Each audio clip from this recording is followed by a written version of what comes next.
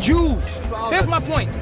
During the time of the World Trade Center, you've seen every funeral be covered for everybody. You've not seen one Jewish funeral covered on the media because no Jews died in the World Trade Center. You mean to tell me, that every single Jew in the World Trade Center knew about it beforehand and not one of them would have said anything? Because you were saying two things. We're not saying that. We're saying they didn't go to work. They didn't go to work. That's a fact. It was hard to believe that here in New York City, people were talking about this tragedy at Ground Zero and repeating the same story over and over about the Jews and 9/11. One night I was in a cab with a young Egyptian driver, and he said the same thing. You know, the Jews were warned, no Jews died. I said, wait a second. He seemed like a bright young guy. You don't believe this stuff, do you? And he turned around and he said, it's all written. It's all in a book. It was written 100 years ago. Protocols of the Elders of Zion.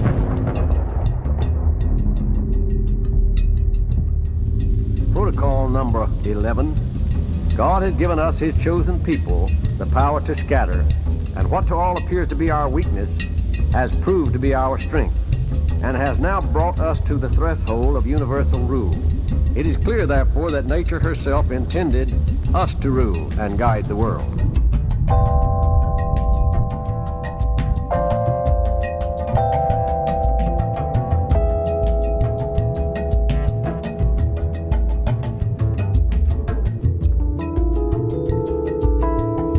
Come on down here, I want to show you. My father has urbanized his suburban paradise. Very unusual for the Maplewood suburban look. The cops came here and said, why didn't you call us? We would have caught the guy. And I said, you're a little late. He left. It was my grandson.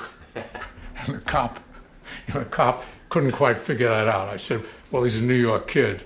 And I started my filmmaking career when I was a teenager in suburban Jersey, following in my father's footsteps. And when I grew up, I didn't really know any anti-Semitism. Yeah, there was a country club or two that we couldn't get into, but that was no big deal. Now, for my parents who came of age in the 30s, it was a whole other world, which is why I wanted my father to be part of this journey. What are you going to do? I'm going to go up to the attic and find where I think I have hidden the secret archives. I grew up thinking of myself as an all-American kid. I didn't really think much about the world until I was 13 and John F. Kennedy was assassinated. From the moment it occurred, I became consumed with trying to find out what really happened and whether there was a conspiracy. Got it. Found it. Here is the Life magazine. I collected every newspaper and magazine article that came out in the days following the Kennedy assassination. Here is my penthouse. Lee Harvey Oswald was innocent. A combination of my two main obsessions. It was only 10 weeks after the Kennedy assassination that I was bar mitzvahed. I have to admit, I didn't really think much about what it meant to be a Jewish American. And I certainly didn't think about being initiated into the secret Jewish world conspiracy. Years later, when I finally read the protocols, I thought it was a joke. It was like a comic book. I couldn't believe people took it seriously. Now it's available on CDs and audio tapes. By recording it on cassette tape, we make it available for private and public use. What you're about to hear is the most diabolical plot ever uncovered. Protocol number 1. It must be remembered that people with base instincts are more numerous than those with noble ones. Therefore, the best results in governing are achieved through violence and intimidation. I want to know if anyone has ever heard of the Protocols of the Elders of Zion. You never heard of it? Some have called it the mother of all conspiracy theories. It claims to be the minutes of a secret meeting of Jews at the end of the 19th century who were plotting to take over the world. Do you have that book, The Protocols of the Elders of Zion? Sold out? He sold out the protocols. Yeah. It's a hot seller. Why is it? Why do you think it's such a hot seller? People buying that crazy. You could even buy it at Walmart. Why had the protocols reemerged since 9/11? If you actually buy into this conspiracy theory, all roads lead to the Elders of Zion. It's a book that was written in the late 1800s in Russia. It's a book that's been debunked half a dozen times, going back to 1921 by the Times of London, no less. But it's a lie that won't die. The Protocols of Zion was probably fabricated sometime at the end of the 19th century by agents of the Russian Tsar's secret police. It was distributed around 1905 at the same time as a wave of pogroms against the Jews. When the Tsar was overthrown in 1917, the Communist Revolution was portrayed as the first step in the Protocol's plan of world conquest. In 1920, Henry Ford published them in the United States. If you bought a new Ford, you could also get a free copy. A few years later, Hitler incorporated them into Nazi ideology. This is your updated protocols, right? You got here, and then you've got the Jewish mafias running America. That's the Protocols of the Elders of Zion. In case you don't get it, you can then click into the original in any one of 6 languages. And in the era that we live in, you have tragically people across the Middle East, whether it's through miniseries they view or an op-ed piece that they'll read, who actually look at the Protocols as a history book.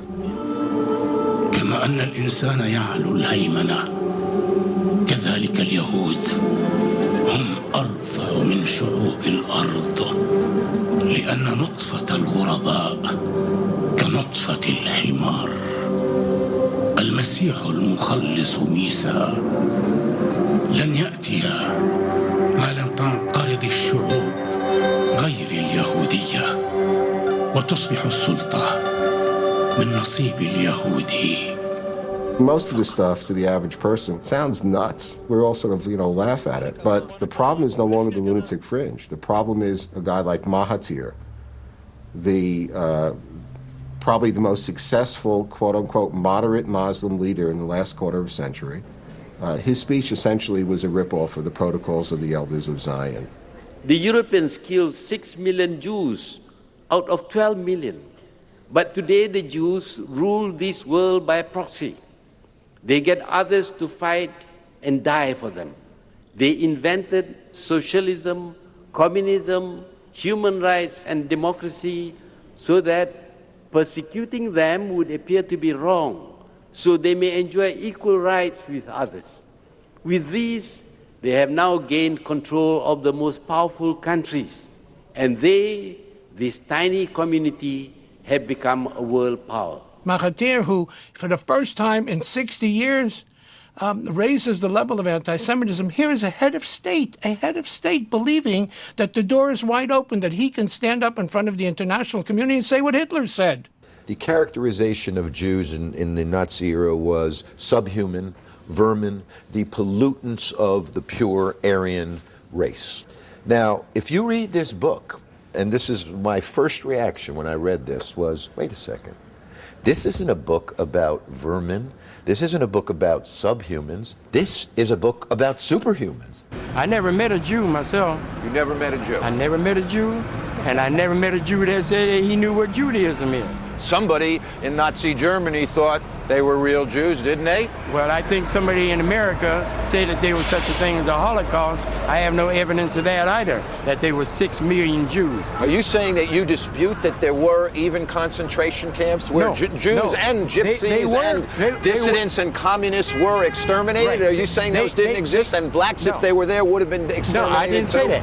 They were concentration camps, not as many as they are here in America for black people. See, Jews got killed. The pain was finished once they dead. They brought into a gas chamber and they were shot to death. Where black people, we came to this country, we got our ass kicked for years. There's a whole bunch of pain that was put on us for many years. So when you talk about Jews, yeah, I sympathize. Yeah, they did do a lot of foul things to the Jews. But when you gonna stop crying about that, like the way you tell us to stop crying about slavery? It would seem to me like the Jews are mainly the ones that got everything all messed around. You gotta understand something.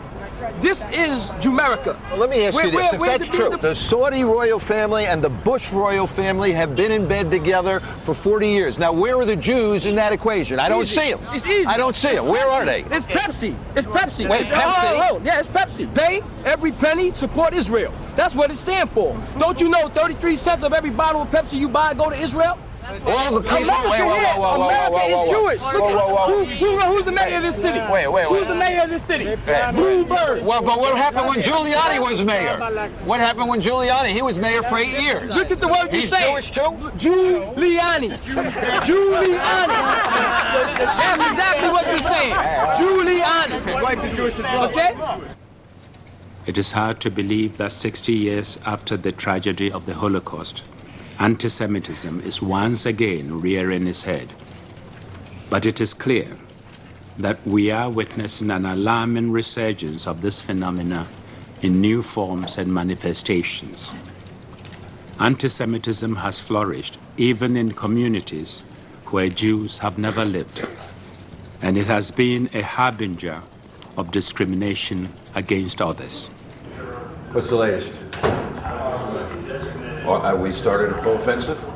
Shock and awe? Really? Just Baghdad is under fire?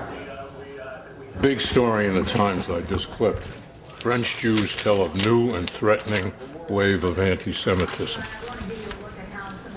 Did you see this? Why Jews should oppose war on Iraq. Sometimes there's an out-and-out accusation that if you take the view that I take and some others take toward Saddam Hussein, we are somehow motivated not by the best interests of the United States, but by Israel's best interest. It's a nasty line of argument. There is also an undertone that says that these neoconservative hawks, that so many of them are Jewish. I'll tell you, if you balance out the hawkish Jews against the dovish ones, we are badly outnumbered. Badly outnumbered.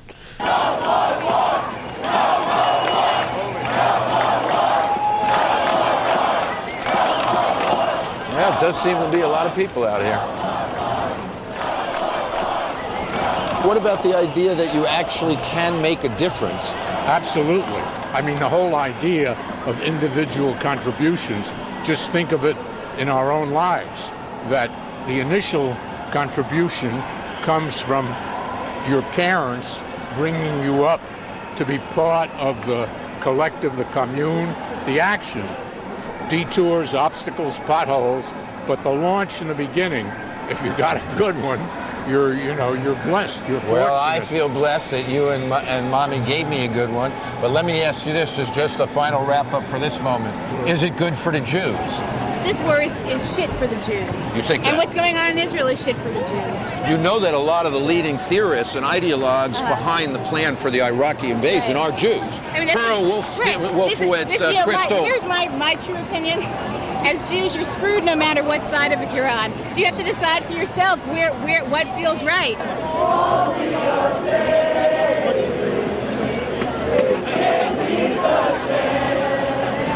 All my life I believed in the chants that I hear right now. All my life I've been part of that movement, part of this crowd.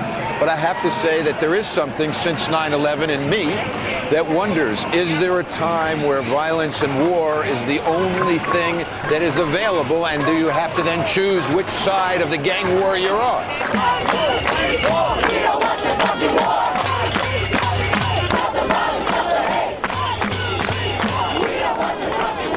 These people in the White House are happy this is happening because they all believe that we'll have Armageddon and then there'll be the rapture, the world will be destroyed, and these scumbags will go to heaven. I don't want to be in fucking heaven with these bastards. I'd rather go to fucking hell than be in heaven with fucking George Bush and Cheney. He's a scumbag, they're lowlifes. The last place I'd want to be is in heaven with him. That would be hell. For my ancestors, the real hell was in Eastern Europe, where Jews had been persecuted for hundreds of years. For my great-grandparents, like so many other immigrants, the promised land was America. They brought their Jewish heritage to New York, where my great-grandfather became a successful businessman and opened some of Brooklyn's first movie theaters. The family lore had it that my great-grandmother died in synagogue on Yom Kippur, which was a special blessing. This is 33 first and then 56. Hitler came in 33, I think. This is printed in England. When I first told you I was going to do something looking at this new anti-Semitism and the protocols, you said you don't know what you're messing with. Oh, what did you mean?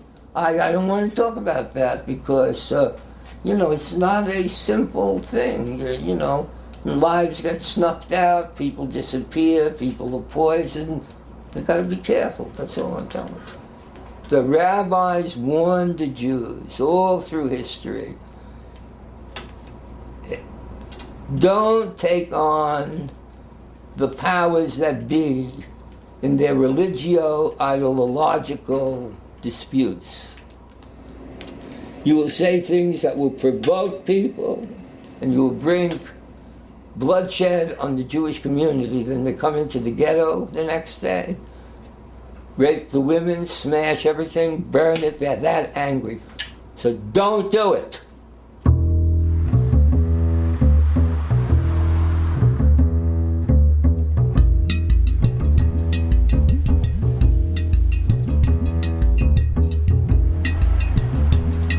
Patterson, New Jersey, and we are going to talk to the publisher of an Arab American newspaper that in the months after 9/11 published the Protocols of the Elders of Zion.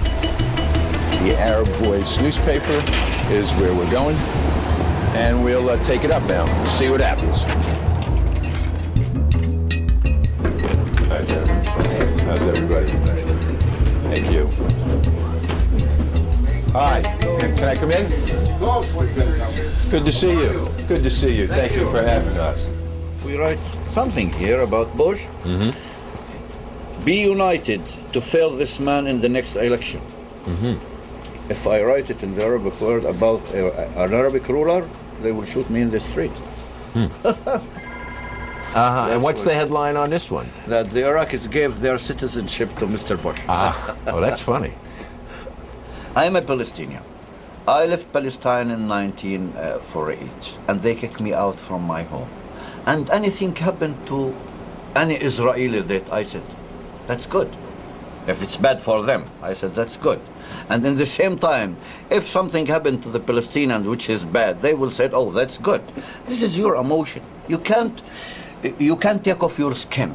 Now, you published the Protocols of Zion after 9/11. Explain what your thinking was. I believe that it's fake and it's not true, that the Protocols of the Zionists, which I published it. The problem is, I don't write it.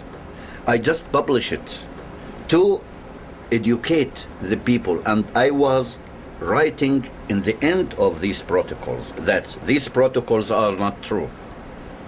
When I publish it, there is a lot of problems happen to me here. You know, hundreds of calls here, somebody he want to kill me.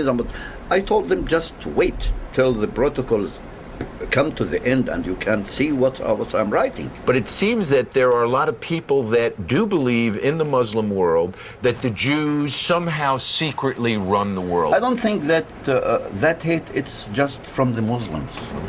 Many of the people in Europe and United States, they are believing that. And I think they are jealous of that. You think they're jealous? I know that they are jealous, and I believe that they are jealous because the Jews, they control everything.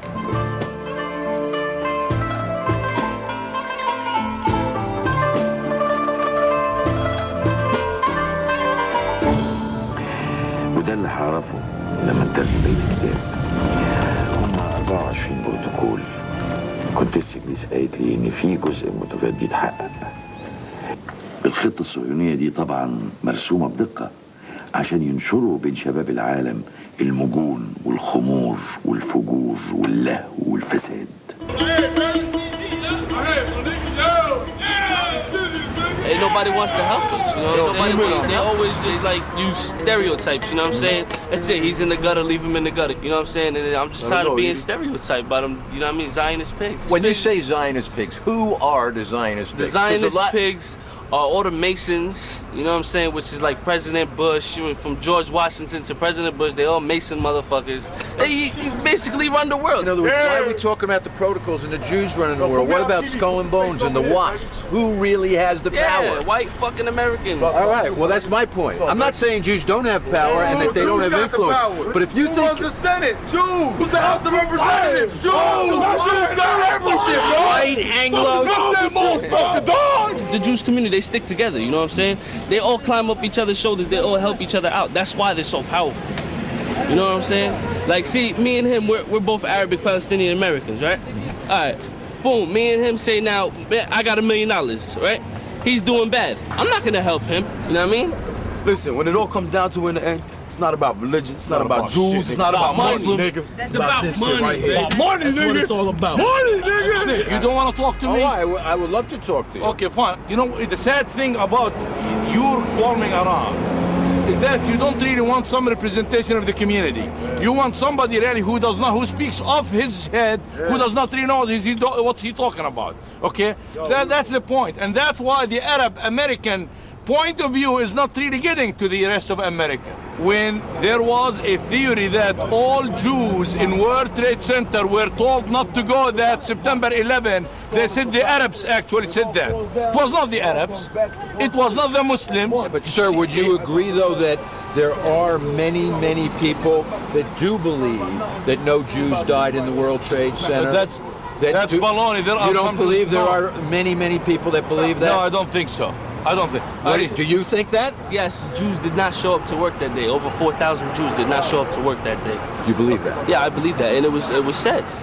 I remember receiving a phone call from one of my friends in Istanbul who said to me, "Abe, what is this 4,000 Jews?" And I said, "What are you talking about?" He says, "Well, their headline in the Turkish newspapers is that 4,000 Jews were saved." And I said, "I don't know what you're talking about." And I had a visit recently by a German television network, and they said to me, "Please tell them it isn't true." I said, "Why?" They said, "Because the youth of Germany today believes that the Jews did it." Irony? Where does the number 4,000 come?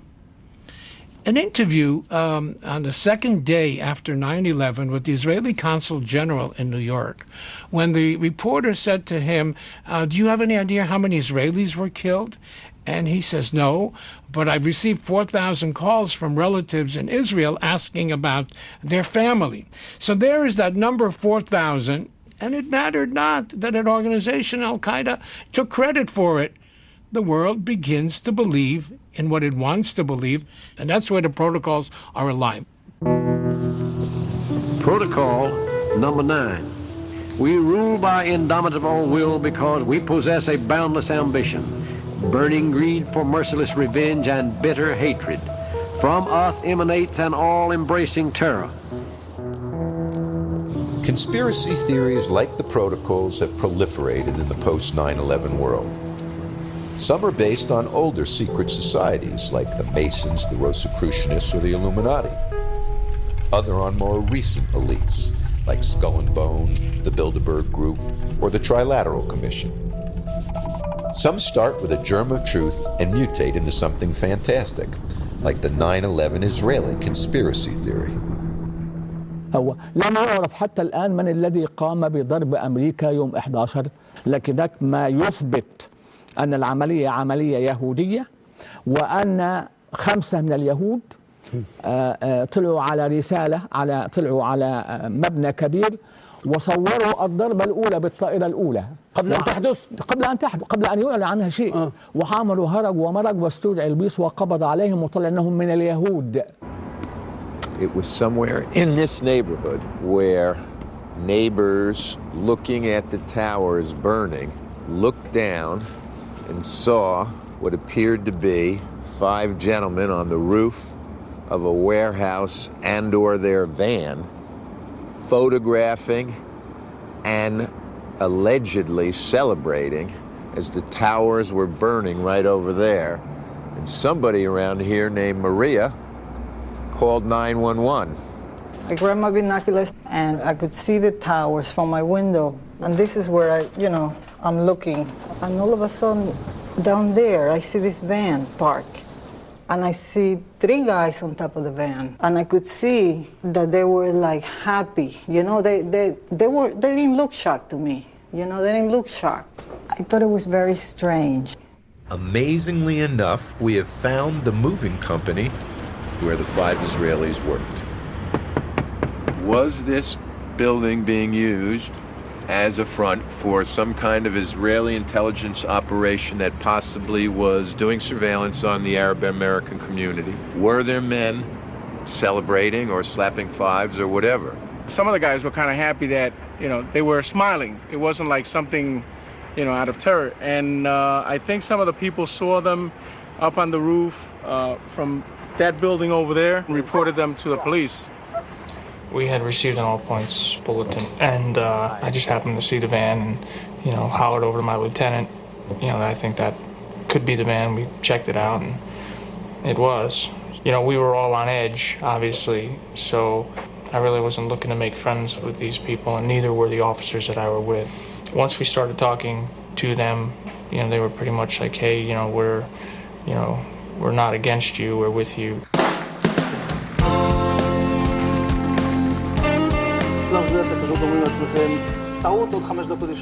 And at that point, we were taken for another round of questioning, this time related to our allegedly being members of Mossad. The fact of the matter is, we are coming from a country that experiences terror daily. Our purpose was to document the event. The 5 Israelis were detained for 10 weeks and finally deported on immigration violations after the FBI cleared them of any involvement in 9/11. There are certainly real questions that remain, but there are also real dangers in jumping to conclusions about who to blame. We were passing out 9/11 flyers, thousands of them. I think we passed out something like 16,000 that had pictures of the tower, the explosion in it, and we said, let's stop being human shields for Israel. Don't you believe that they hate Americans as much as they hate Jews or Israelis? I don't want no Arabs in my country either.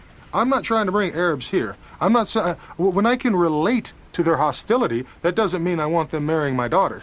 So when it's up like that, it symbolizes... The National Alliance is one of the country's largest white power organizations, with headquarters here in the mountains of West Virginia.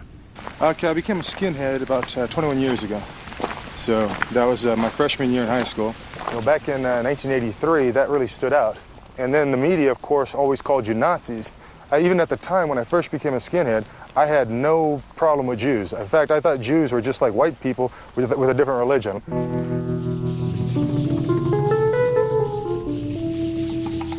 About a year after I shaved my head, my buddy gave me a copy of Mein Kampf to read. When I read Mein Kampf, I think about 50 pages in, I thought that this book really has something to say.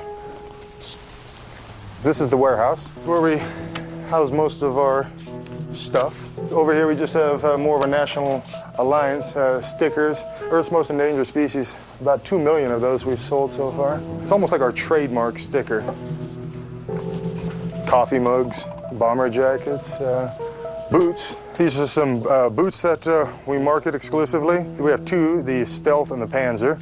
The Panzer have swastika and the SS bolts, and these are quite popular, especially with the skinheads or the younger crowd. But you're not wearing them. No, actually I have a pair, but actually I prefer tan boots myself, or oxblood. I'm not much into black. The reason I'm wearing a tie here is because the American public views certain clothing as normal. Back in the 60s, Rockwell, might have been, George Lincoln Rockwell, would be wearing a brown shirt with a swastika armband. Right. Now that just looks bizarre to the American public. Mm-hmm. Communism is a Jewish conspiracy. The communist conspiracy is organizing the colored people of the world all over the earth against the white people for the benefit of the Jews.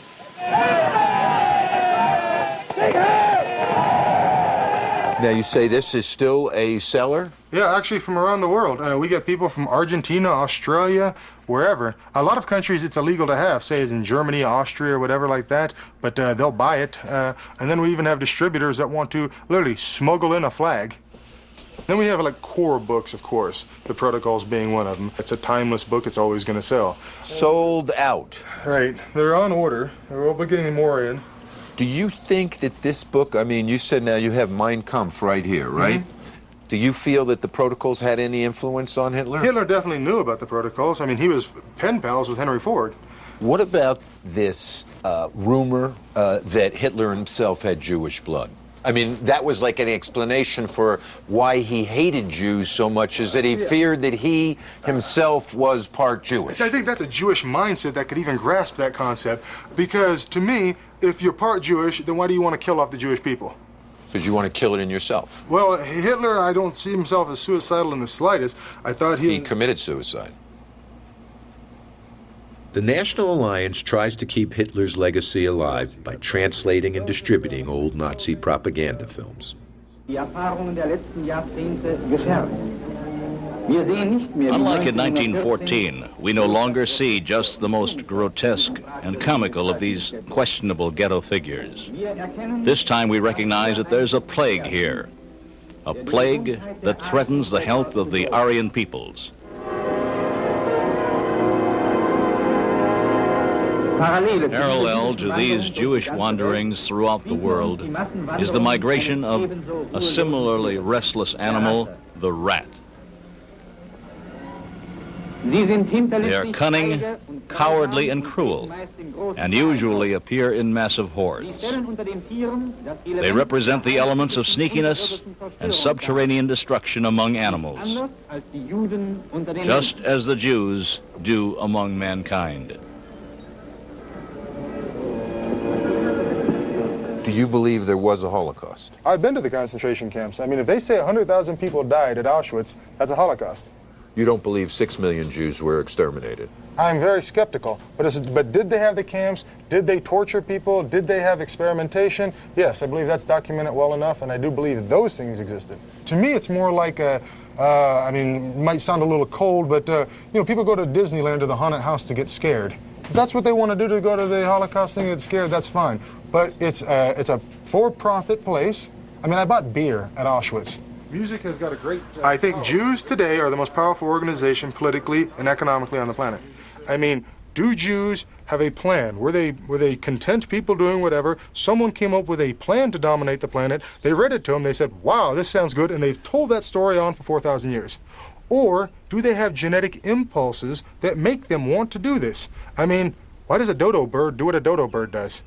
You talked about Jewish influence in the media or Jewish control, but what about Rupert Murdoch, who is like the biggest new force in media? Absolutely, and we've been wondering that thing about Rupert Murdoch, and Rupert Murdoch is a Jew. What? Yes. We got all the articles that they're publishing in Australian newspapers going through his Jewish bloodline. So I'm in very much doubt that Murdoch doesn't have Jewish background. You don't do the audio copies of the protocols, do you? No, that's interesting. What I have talked about is we want to do a video of the protocols, and we got a few people that are working on. And if we could have that done in a year, that would be, you know, an excellent thing. We would definitely market it, sell it, push it as much as we can. Protocol number 10. The voting system which we have used as a tool for our enthronement will have performed its last service. The mob has become accustomed to listen only to us who pay it for obedience and attention.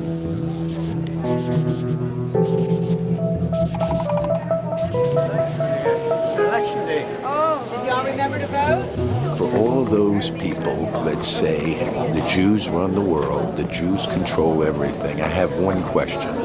What happened here in West Palm Beach 4 years ago on Election Day? Please, tell me, how did the Jews who run the world get so confused on their butterfly ballots that they ended up voting for Pat Buchanan and George Bush? Somebody goofed, that's what happened. They were confused, it was just an error. Press English? You know, when I just come out from outside, I don't see that good. Can you see it Yes. now? Okay. Turn next on the right-hand side. I can't see it. You my own shadow is in there. You didn't press English. Well, I press did. it. Okay? Yes. Now, press next. And you'll see the candidates. Yeah, but I missed one. How do you look at now after 9/11 things that we haven't seen in a long time? They're starting off all over again. Is that what you think? Yeah, it was peaceful for a while. We lived free and we enjoyed life. Now we're scared again. You tell me, there's here in the United States, every kid has to go to high school. People are educated here. There's a special now, we have communication, transportation, the world is open. The people are not stupid. Yet, it's so in their genes, the Jew, sooner or later, when you come in contact with something, with somebody, sooner or later it's going to come up on top.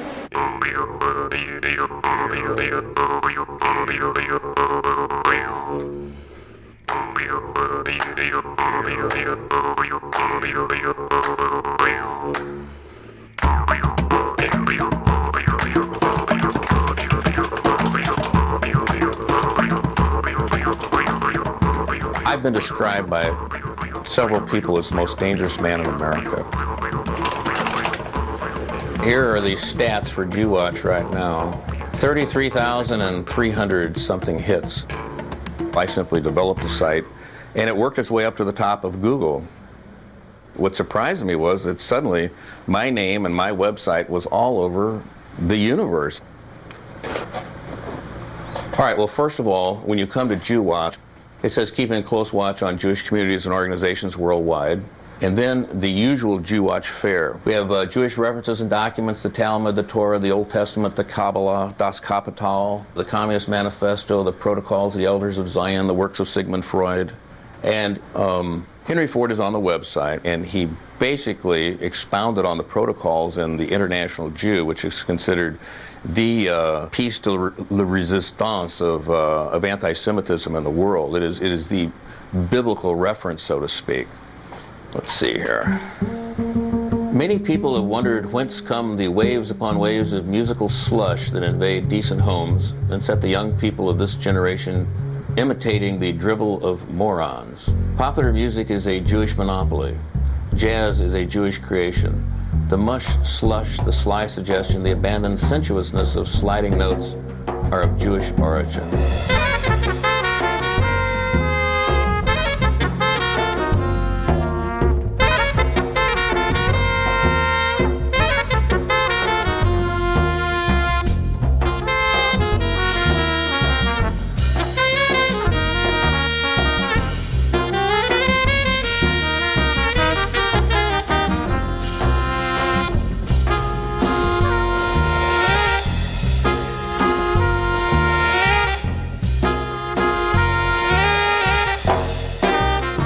Now, do you believe they're Jews in outer space?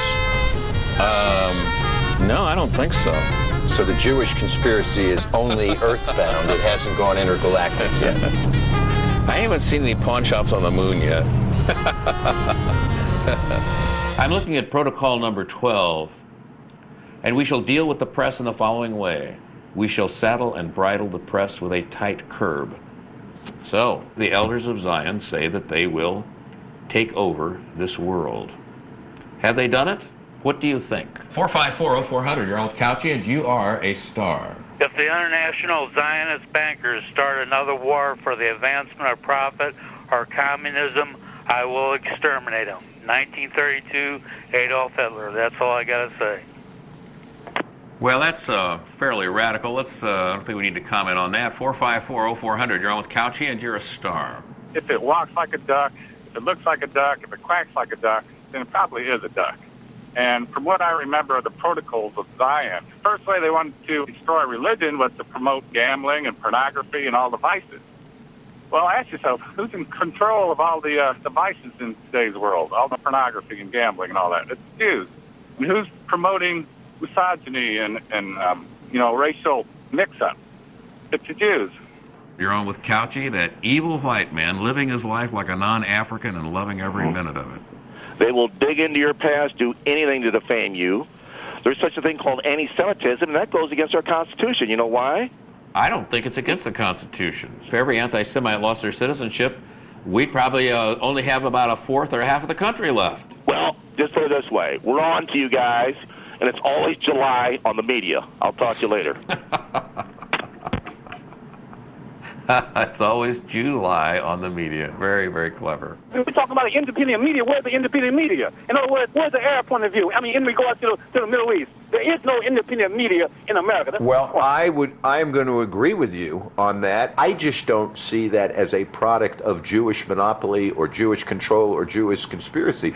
I see that as a product of a system, a global corporate capitalist system, and where you have these big corporations, more and more of them gobbling up everything. Now, we talked about Rupert Murdoch and Fox News.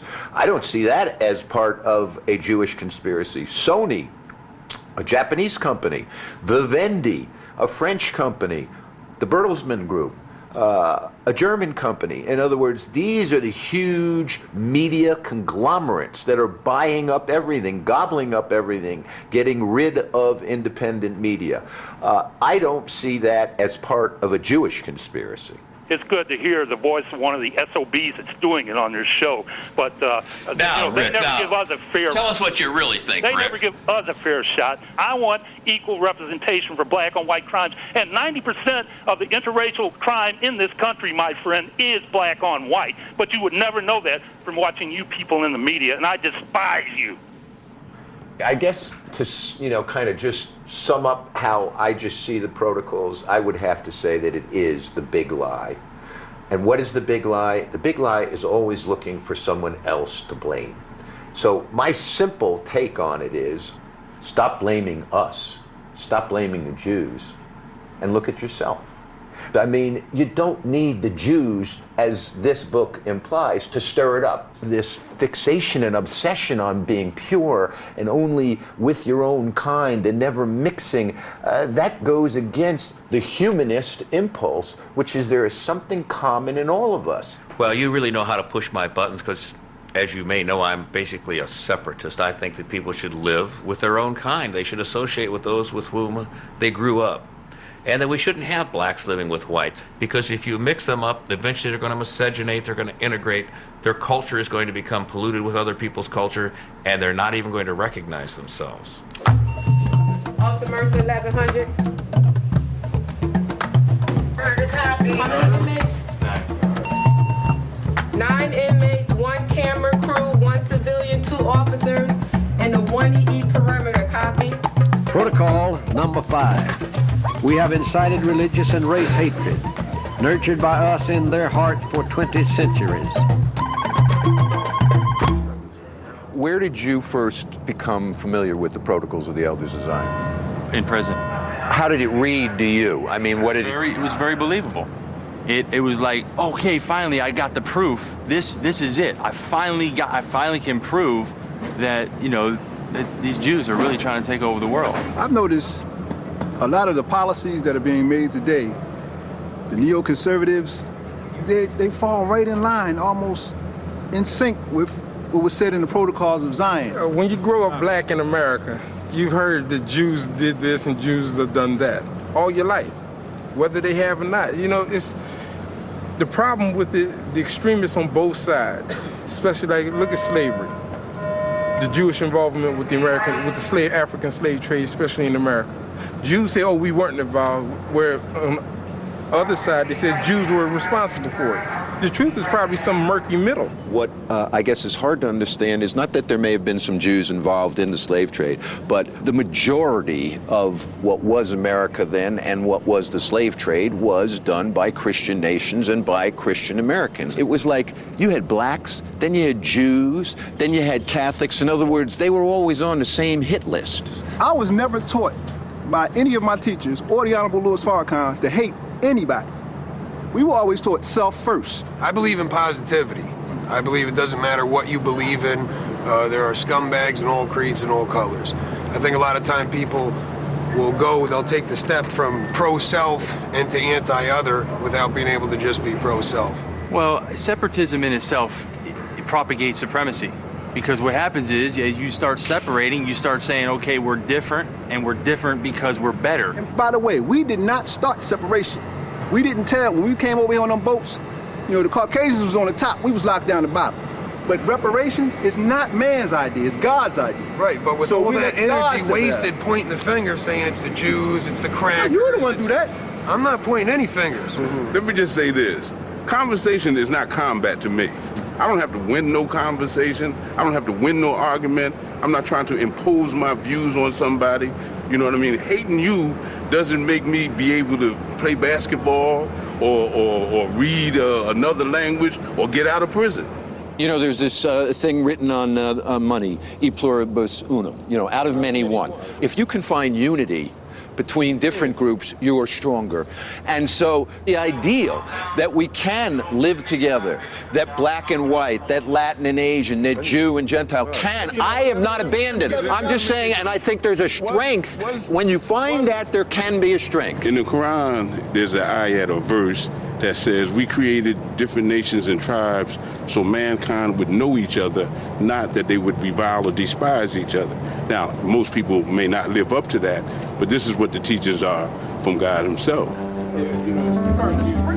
Our visit to Trenton State Prison was set up by my father and Eric Daniels.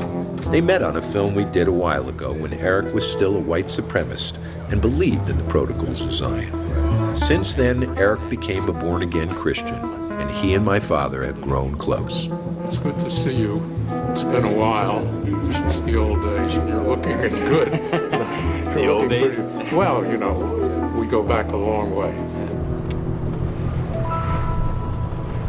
So this is where you grew up? Absolutely. And I'll never forget this. When I walked to Hebrew school, I was 10 or 11. I used to walk up there, and I went past the church. And one day, coming back from Hebrew school, at that church, I stopped. And I thought to myself, if there's a God, and I insult this God, I'll get struck down. So I'm going to take a chance, and I'm going to say, and I said, God, go to hell. And I waited, and nothing happened, and that did it. From that day on, I was what you would call an atheist. An atheist at the age of 10 or 11. You said, though, you used to walk around and some of the neighbors were Catholic. Ah, that house was an inferno. Why? What was Catholics. Uh-huh. I mean, and this house, these were monsters. There were about 11 of them. 3 girls, 5 boys, mother and father, twice a day go to confession, boom, boom, boom, boom, boom, boom, boom, boom, boom, night and day. And we're a Hebrew family. And those sons of bitches, in my opinion, they never let me, you know, Jew boy, Christ killer. I mean, the same on and on and on and on. It was like having a curse. A curse was on my soul. Anti-Semitism, it wasn't like you had it was in the atmosphere. You didn't have to explain it, because in those days, that was when the Catholic Church was actively anti-Semitic. And you said you used to hear some of the radio broadcasts as a kid? Right. I mean, there was a regular, he was called Father Coughlin. I dared you and challenged you to organize so that the people, if not the president, would drive the money changers from the temple, and you did it.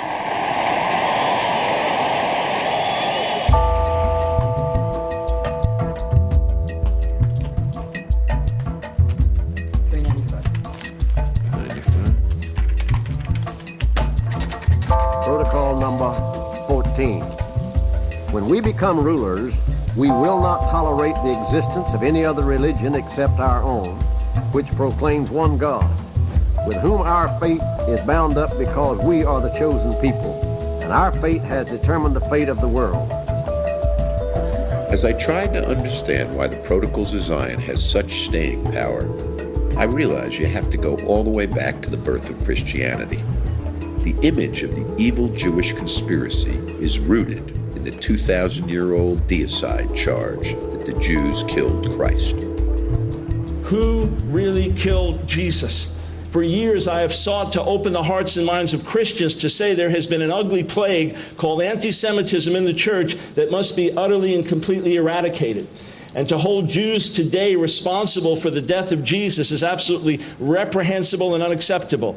The simple issue is this: we have missed our Messiah. And when he came, he spoke as a prophet. There is a devil who hates the Jews, and he is ultimately behind all the anti-Jewish libel, the slander that goes around that's against Jewish people. But like Frida was saying, there is a remnant of true believers in Yeshua who love the Jewish people, who pray for the Jewish people, and pray daily for Israel. And we're a part of that remnant. Jesus was put to death because he claimed to be the Jewish king. End of story. The Romans had abolished the Jewish monarchy. If you challenge Roman authority, they put you to death real quick. There were many Jewish people crucified by the Romans during that time, and the movie, I believe, points that out, but there was only one that rose from the dead.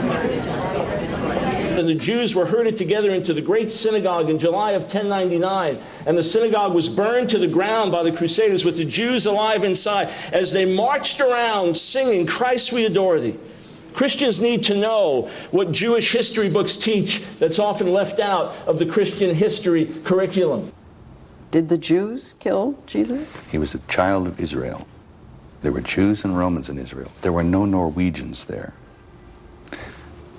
The Jewish Sanhedrin and those who they held sway over, and the Romans, were the material agents of his demise. You know, critics who have a problem with me don't really have a problem with me in this film.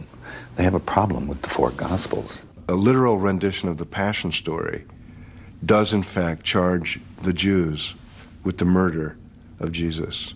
So what we have to do is learn a new way to read the Passion narrative. The church in 1965, having learned from the Holocaust where all of this leads, said you cannot charge the Jewish people with the murder of Jesus. So whatever you do, however you read these texts, however you portray them on film, be careful. Do not do anything that reinforces the old lie. Hi, good morning, everyone. Most of you know that we're here because of the release of The Passion that's going to occur tomorrow. As you know, the Passion of Christ has threatened to divide Christians and Jewish people. We understand our Jewish friends' fears and concerns, born of long historical experience. I think this movie's a good movie. But the reason I think it's a good movie is because I see it through Christian eyes. I see it as a love story. We believe that this movie is the Michelangelo portrait for our generation. Pastor Mark Levin, good Hi. to meet you. Hi, good to Rabbi meet you. Mark Yeah. Levin. Hi, yes. Now, I mean, what I was just getting Oh, I at... thought you were Pastor Mark Levin. No. You said Pastor Mark Levin. You said you saw this as a love story. I'm going to see it tomorrow night. Yeah, the story of Christ. It yeah. wasn't too painful? I mean, many It was people... horribly painful. But you say it was a love story. It's a revelation of the depth of our own sinfulness. When I talk to relatives, it's you know, who are in their 80s, et cetera, they're panicked. And I was like, why would you be panicked over a movie? Mel Gibson, it might be interesting, I'm going to go see it. And then when they tell you what they lived through... Yeah, but that can go on forever. We can't deal with 2,000 years of history. We've got to deal with our generation and the future, which is what we're doing. Our generation's better than any generation in the past. The future will be better than the past if we're effective. But what happened during Shakespeare's time? What happened during the time of the Crusaders? We can't change any of that. This is Pastor Telag. This is a survivor of the Holocaust. Oh, God bless you. Thank you. Thank you. Now you were lucky if you came home in one piece. Because they didn't like the way you were walking, they didn't like the way you were holding the shovel, or just any reason. They shot you. I had two uncles there with me. One was working on a, on a railroad, and he found a potato. He sliced the potato and he put it under his shirt.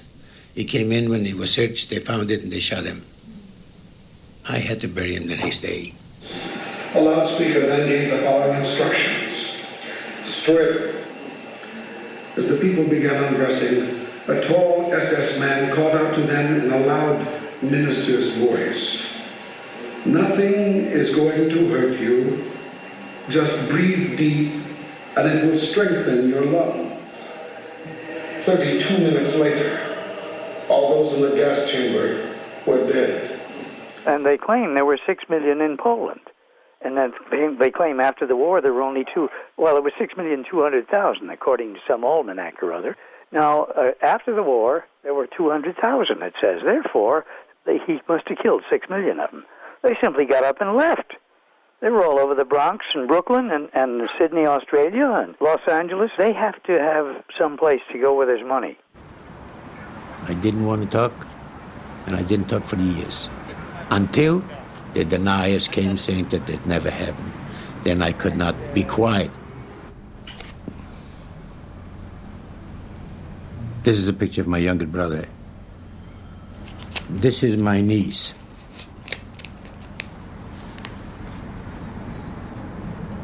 Five years old. This used to be my girlfriend. She was raped and shot. And I remember I tried to commit suicide. And I remember this exactly. That I saw this man in front of me. He says, "You cannot do it, you got to suffer." And he gave me that courage. I opened my eyes. I says, "I'm not gonna do it until I have to die."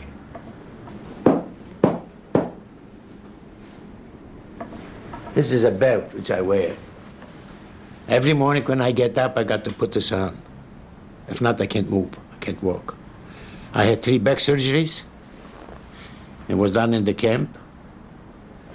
I mean, the hitting was done in camp. I had 2 heart surgeries, open heart surgery. I had a bypass. I had a stroke. I'm anemic. I am diabetic. I got the pacemaker. But I'm not giving up. For as long as the good Lord would let me do it, I've been talking because that's all what I got left.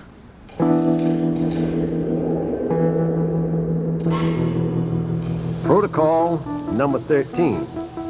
To prevent them from reaching any independent decision, we will divert their minds by amusements, games, pastimes, passions, and cultural centers for the people.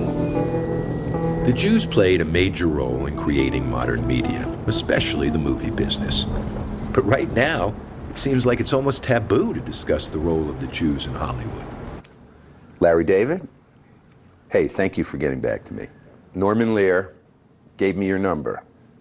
Why? Well, to be frank, he said you're the hottest Jew in Hollywood.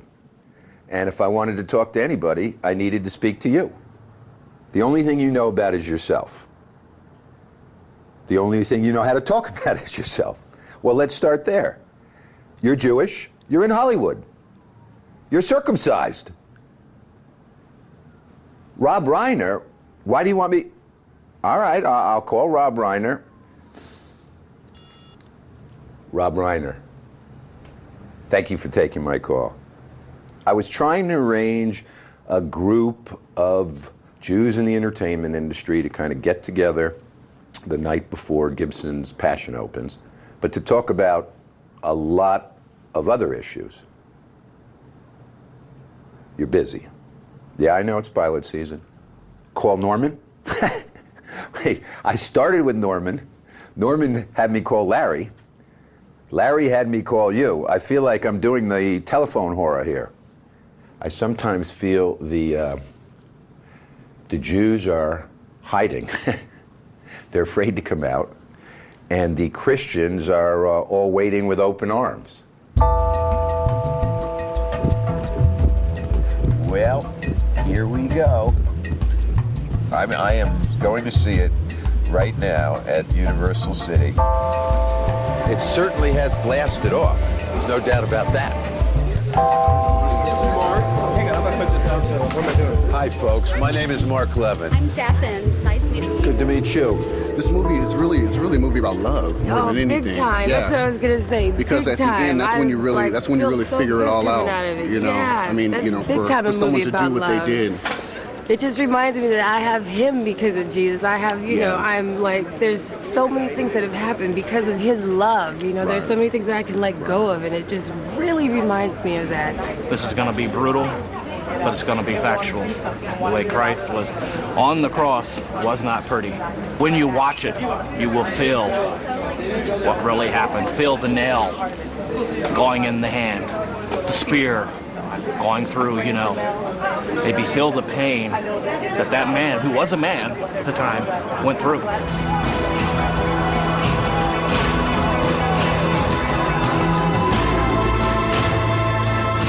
I took this film very personal.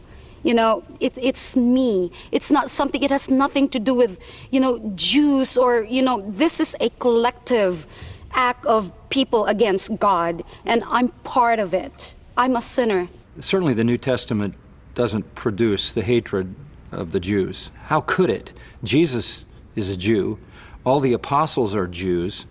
Mary is a Jew. Everybody's I mean, as a Gentile myself, I suppose I could say, if I had one regret in life, it is that I'm not Jewish, because all my heroes are Jewish. I look to Christians to understand how the message of Christ has been perverted for 2,000 years. To ignore that there were many people who believed, and there were thousands slaughtered who were given a choice: convert with a cross in your face, confess your love for Jesus, or die. Some people have given Christianity a horrible name, and, you know, all the atrocities from history, you know, we have to point the finger at ourselves, because people claim to be Christians and yet they live like that, they would do that, and you would say, the Christian point of view would be, as you could probably figure out, would be they really weren't Christians. Are we Jews here to be converted when the second coming comes, and if we accept him as you have, we will know everlasting life, and if we don't, we're doomed, I guess, as the rest of humanity is? Yeah, that's true. It is true. Salvation is in Christ and Christ alone. There is no salvation apart from Christ. There is no other name, the Bible says, by which men can be saved. He is the way, the truth, and the life. No man comes to God except through him. There is no other way, whether you're a Jew or a Gentile, whatever, whether you're a Catholic or a Protestant, a Hindu or a Buddhist, there is no other way. And that's the reason the mandate is to go to the world and spread the message of the gospel. You know, I spent my life going to temple every Friday. I had a bat mitzvah. I was in Hebrew school, and Jesus was never mentioned. Like, it was just a switch I turned off. I never wanted to hear about him because it just didn't matter. But then when I grew up and, you know, I was out into the world, I was no longer sheltered, someone shared the gospel with me at a restaurant, a total stranger. And she did it in a loving way, but she told me that there is only one way. And here I'd been reading philosophy books and studying everything about wisdom of God, never even thought of Christianity or Jesus. Great meeting you. Me too. All right. And the door is open, even though you're Jewish. I'm Jewish. This is your way. I cannot accept somebody telling me that Gandhi or Muhammad or the myriad of other people that have been great spiritual leaders are not going to get in. My point is that there are many people that will read these lines and say, this is the literal truth, and this is what it means. Like the Catholic Church. They were here before evangelicals. So how can you be so certain, knowing they were wrong for 1,500 years? They read the same lines, they believed Jesus was the Son of God, but they didn't have it quite right. Conversion is not from us, it's from God. So it's only the Holy Spirit who convicts the heart. And believe me, starting tonight, you're going to be included in my prayers.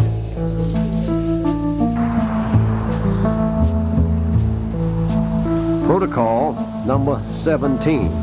We have already taken care to discredit the clergy of the Goys and thus to undermine their function. The King of Israel will become the real Pope of the universe.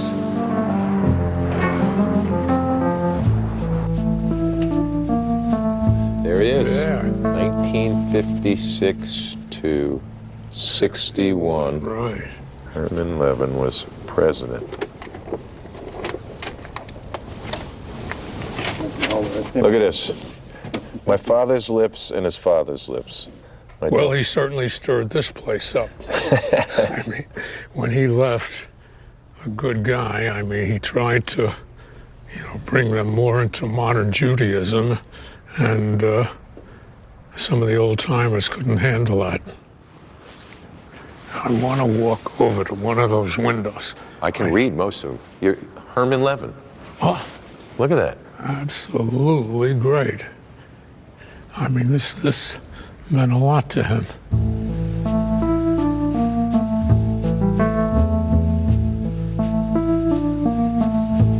Passover was our family's most important annual gathering. It was there that my grandparents, my Nana and Papa, passed on the Jewish tradition to my cousins, my sisters, and me. The Exodus story of the Jews' journey from slavery to freedom is the total opposite of the protocols. Its retelling starts with the children asking 4 questions of the elders. This year, at the downtown Seder, just blocks away from Ground Zero, I found myself asking a 5th question. Why are they still blaming the Jews?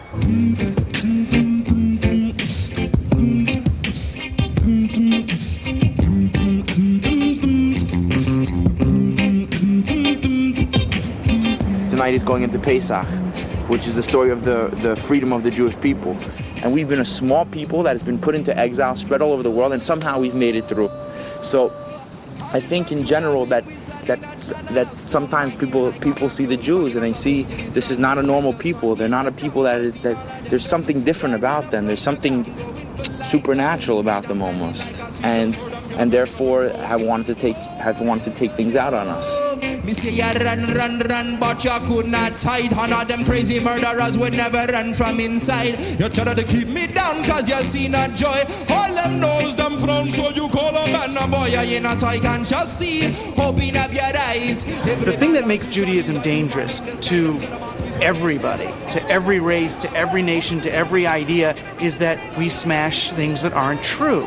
We don't believe in the boundaries of nation state. We don't believe in the ideas of these individual gods that protect individual groups of people. These are all artificial constructions, and Judaism really teaches us how to see that. In a sense, our detractors have us right, in that we are a corrosive force. We're breaking down the false gods of all nations and all people because they're not real. And that's very upsetting to people. To inspire, see that riba yo.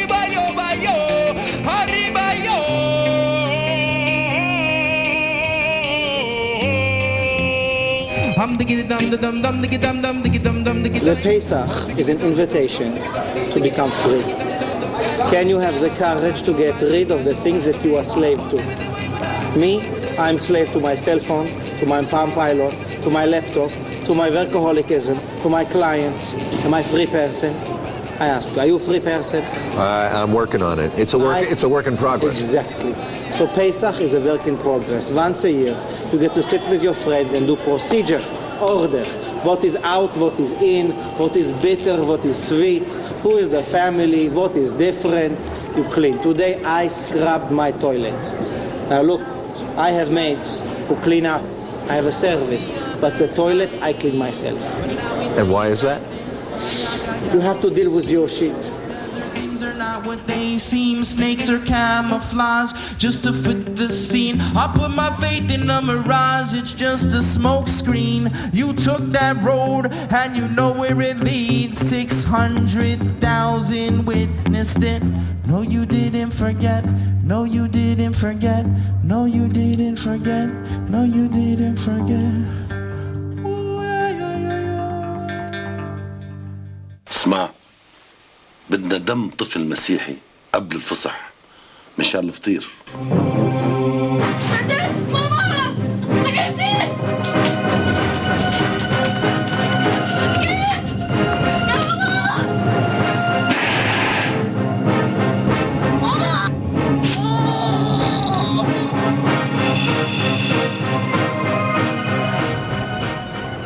Thanks. Oh, this is nice. Mehdi, have you seen any of these Arab TV miniseries that have caused so much controversy? How do you feel about it? My feeling that there was so much overreaction because when it comes to anything about Jewish, the whole world will turn upside down. And there was pressure put on the Egyptian government, other Arab governments, other satellite networks, just because something was mentioned about Jewish. But on the contrary, when there's something about Muslim and Islam and terrorism, nobody cares.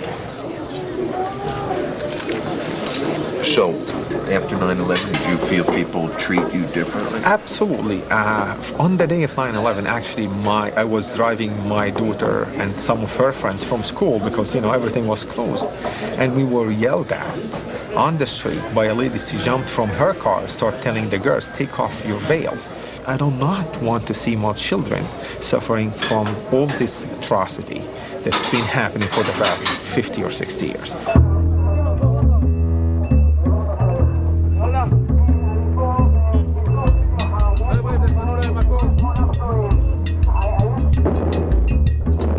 Israeli fighter jets and helicopter gunships struck targets around Gaza and the West Bank. For 14 months now, the situation in the Middle East has been at a boiling point. Now it appears it may be about to explode. لمن وضع حزاما ناسفا على نفسه أو على أبنائه ودخل في أعماق اليهود وقال الله أكبر ولله الحمد. Nothing has done more to fuel the hatreds and create a new generation of believers in the protocols than the endless cycle of violence between the Israelis and the Palestinians. The charter of the militant Hamas organization states that the Zionist plan is, quote, embodied in the protocols of the elders of Zion.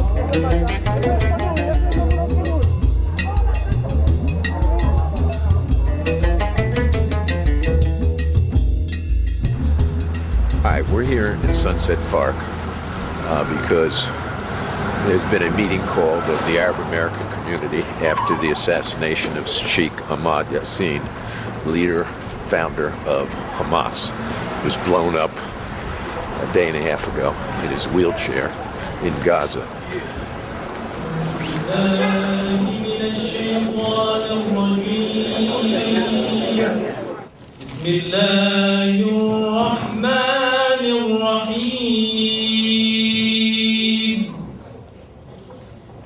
بل أحياء عند ربهم يرزقون.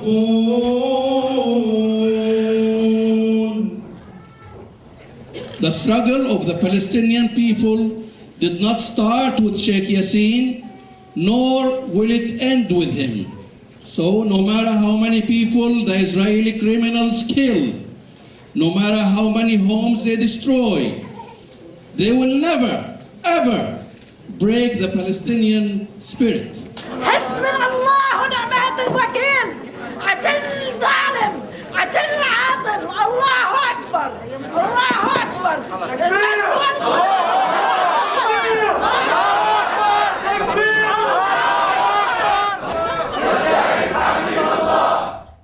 A guy like Sheikh Ahmed Yassin, he dies, you know, that's like one of the main guys that really cared about us, you know. He really spoke with energy. He cared so much about Palestinians. Do you believe Jews and Muslims can live together? Oh yeah, I seen it. Trust me, I seen it. I seen it with my own eyes. I had a lot of Jewish friends out there, plenty. I used to go out to Tel Aviv. Hey, what are you doing? Hey, my name's Awad. You know, I'm Palestinian. No problem. Yeah, you know, American. I was born and raised in Brooklyn. Sure, you know, we got along so well. But you know, politics.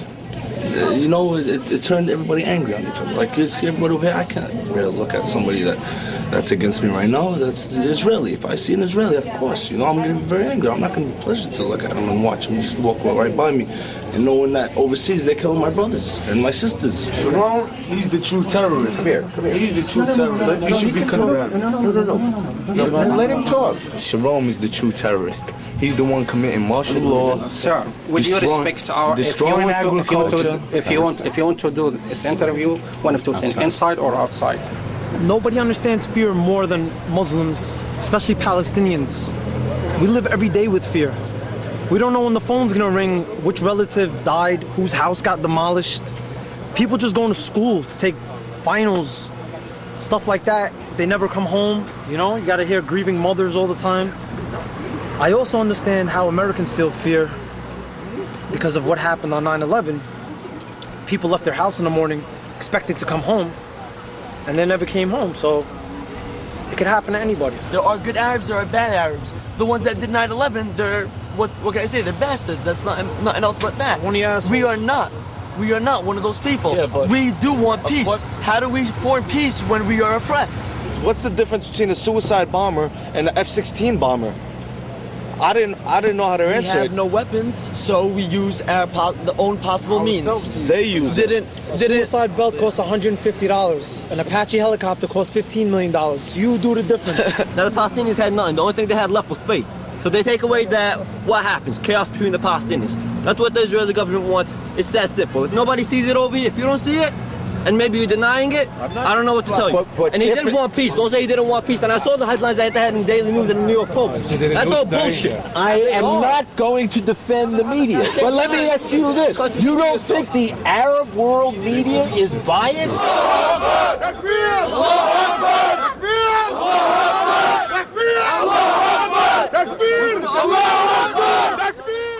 الطفلة دي هتعرفكم دلوقتي على نفسها.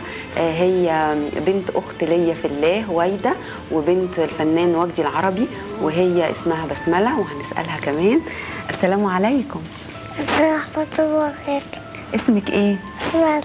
بسملة، عندك كام سنة؟ 3 سنين ونص. انت مسلمة؟ بسملة، انت تعرفي اليهود؟ بتحبيهم؟ لا، ما بتحبيهمش ليه؟ كده. عشان هم ايه؟ هم قردة وخنازير. عشان هم قردة وخنازير؟ مين قال عليهم كده؟ ربنا. قال عليهم فين؟ في القرآن. قال عليهم في القرآن كده، صح.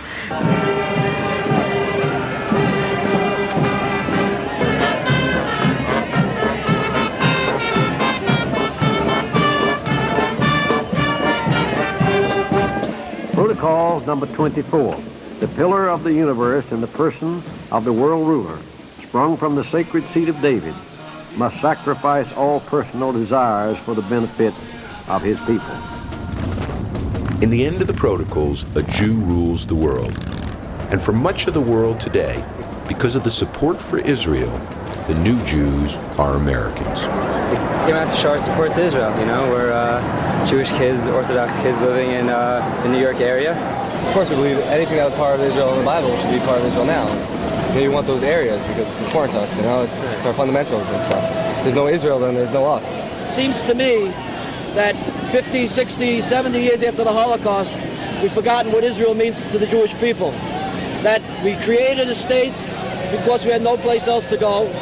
And this resurgence of anti-Semitism, which is disguised as anti-Zionism, okay, is disgusting.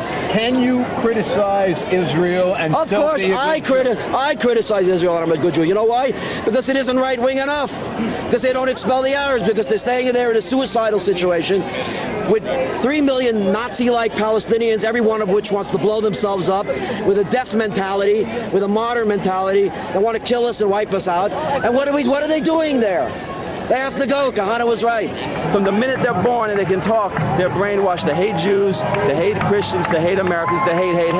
Now, if you want peace with people like that that are programmed, that's insanity. That's suicide.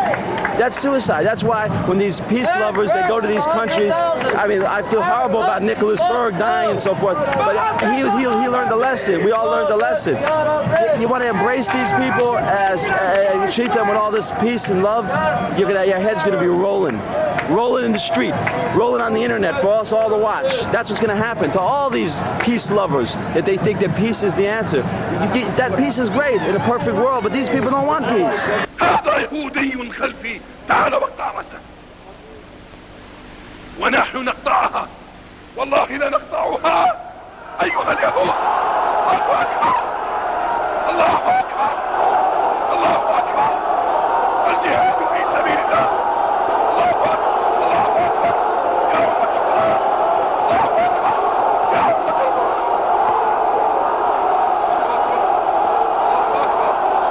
الله أكبر عليكم. الله أكبر. والنصرة للمؤمنين. الله أكبر. والنصرة للمؤمنين. الله أكبر. الله أكبر. يا أمة القرآن. الله أكبر. My name is Daniel Pearl. I'm a Jewish American from California, USA. I come from on my father's side, a family of Zionists. My father's Jewish. My mother's Jewish. I'm Jewish. My family follows Judaism. We've made numerous family visits to Israel. Yeah.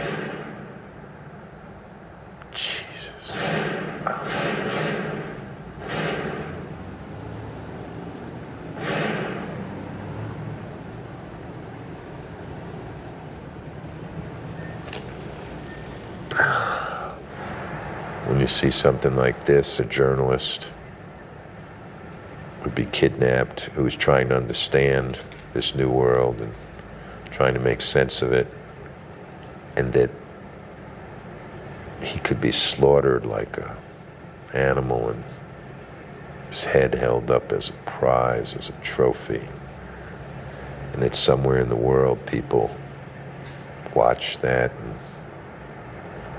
celebrate, laugh, and feel somehow empowered or victorious.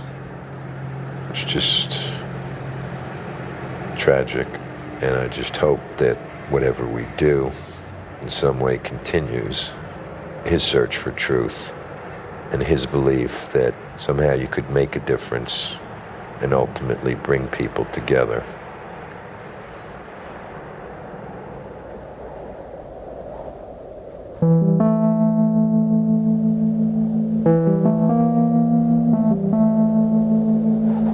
We thought he disappeared, but he didn't. Call it anti-Semitism, a term coined at the end of the 19th century, or simply Jew hatred. It is the oldest collective bigotry in recorded history. It is no longer political, social, or religious, or ethnic. It is existential. It is metaphysical. The anti-Semite doesn't know me, but he hates me. Actually, he hated me even before I was born. Help us fight it. Help us disarm it. For hatred is dangerous. Hatred is contagious. He or she who hates Jews hates all minorities, all those who are different. He or she who hates Jews will end up hating everybody, and then himself.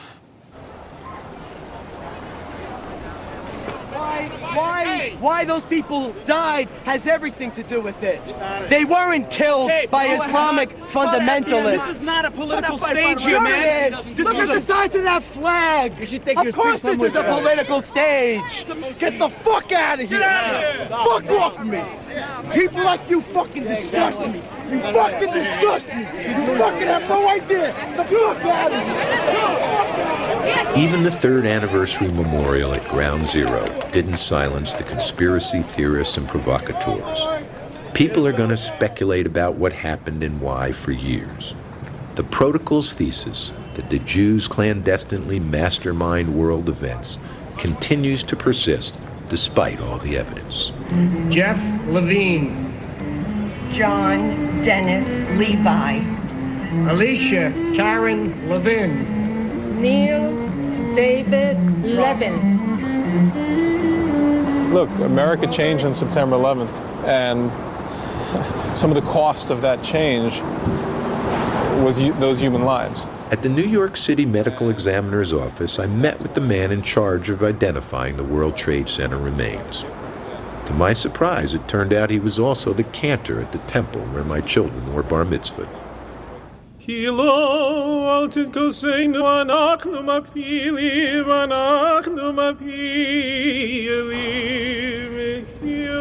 both, in a sense, service roles.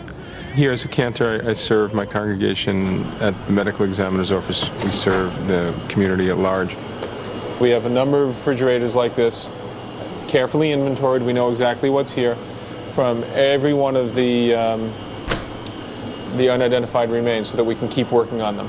Nothing brings home what's happened like walking into a mortuary area and seeing 8 tables filled with bits and pieces of what used to be human beings.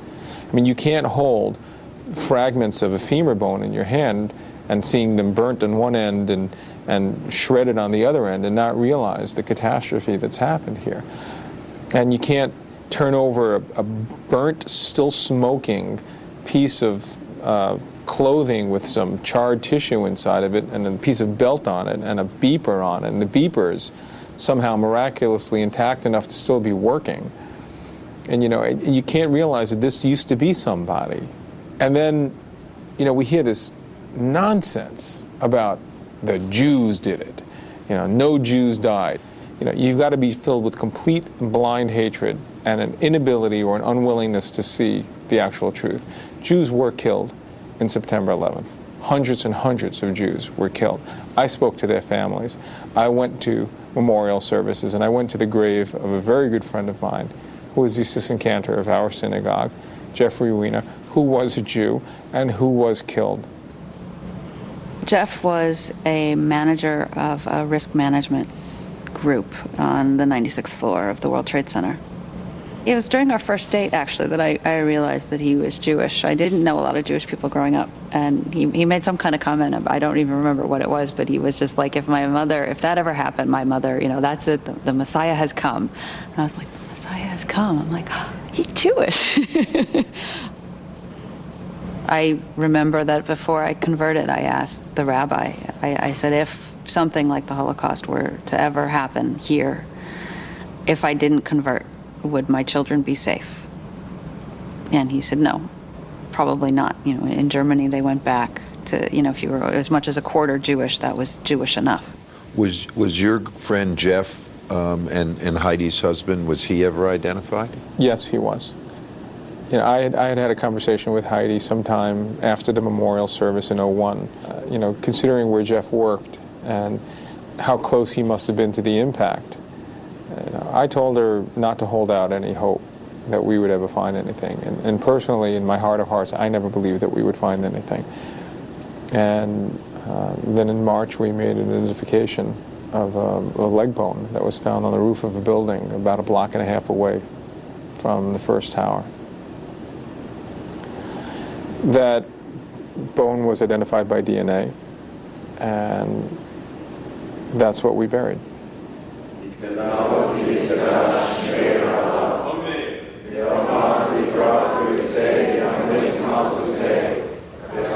Your life has moved forward. How do you, kind of think about these spiritual issues now?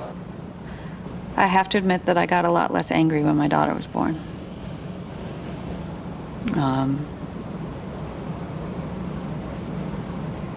It's hard. I am still very angry that this wonderful person was taken away from us. I mean, he was everyone's best friend, and he was the nicest person I have ever met.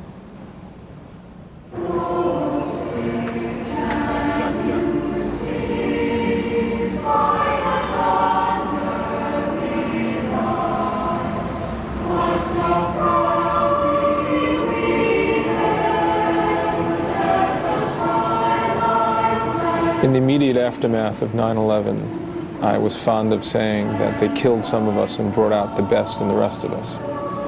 And that was my experience. The people that I worked with came from all over the United States, and the families that I interacted with and tried to help came from every walk of life. And I was hugged by Presbyterians and Muslims and Episcopalians and Jews, and nobody that I interacted with from the families. Not from Japan and Australia and from Great Britain and from Canada and from all across the United States of America. Nobody ever said to me, oh, you're Jewish, well, I don't want you to help me, or I'm not going to work alongside you.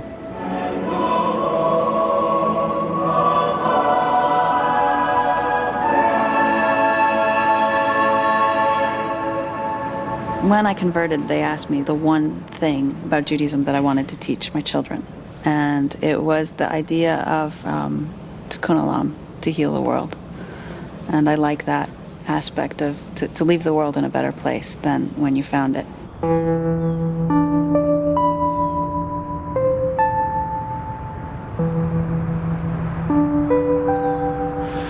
Is this the first time you've been to the grave of your parents? No, unfortunately, since other relatives are here, I've been out here a couple of times, and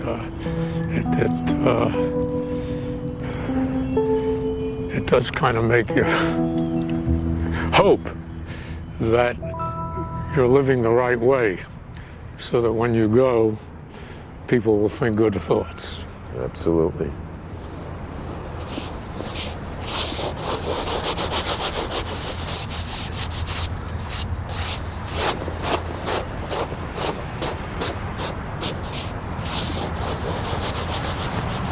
Beloved husband, father, grandfather, who said, God means go do good. And that was his basic philosophy.